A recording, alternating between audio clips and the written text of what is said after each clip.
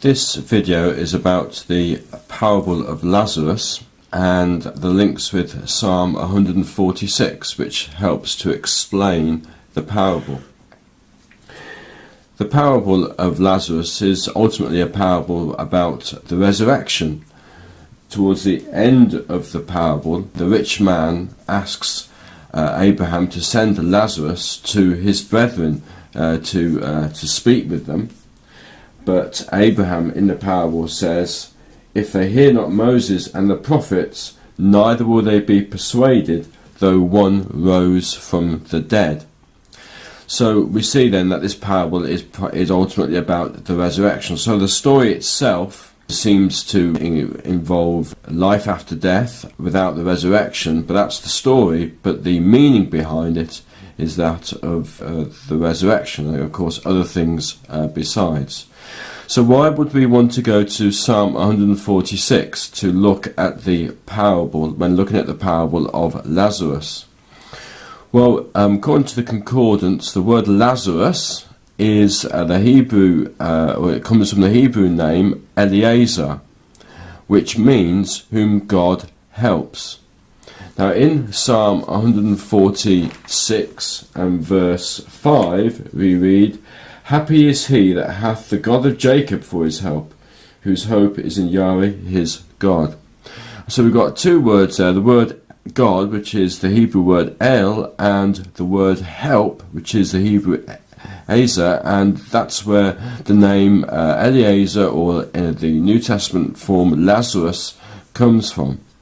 So there might well be links between the psalm and the parable based on the link between the meaning of the name and that verse 5. And when we look at the context in Psalm 146, we see how appropriate it is for helping us to understand the parable of Lazarus.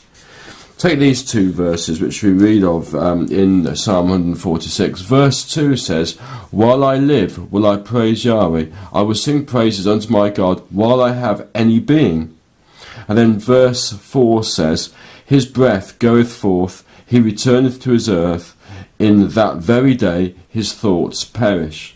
So there's quite a clear teaching there about the fact that when a person dies, that's it. There's no immortal soul which continues to live afterwards. And then when we look at some more verses in the psalm, we see how they specifically link with aspects of the parable of Lazarus. Take, for example, verse 3 of the psalm. "Put not your trust in princes, nor in the Son of Man, in whom there is no help." Now that's what Lazarus did to start off with. At the beginning of the parable, we find him at the gate of the rich man, desiring to be fed with the crumbs which fell from the rich man's table. So at that stage, he was, to a certain extent anyway, putting his trust in princes and looking for help from man, but was only at the most obtaining crumbs. And then in verse 7 and 8 of the psalm, we read that God executed the judgment for the oppressed, which giveth food to the hungry. Yahweh looseth the prisoners, Yahweh openeth the eyes of the blind, Yahweh raiseth them that are bowed down, Yahweh loveth the righteous. And so ultimately this was true for Lazarus in the parable. In the end, it was God who gave him food. It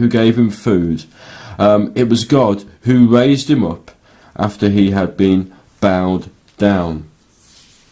And then in verse 9 of the psalm we read, "But the way of the wicked he turneth upside down." And of course this is what happened to the rich man, as we read in the parable. "But Abraham said, Son, remember that thou in thy lifetime receive thy good things, and likewise Lazarus evil things, but now he is comforted, and thou art tormented." So we see the reversal there that happened to the rich man.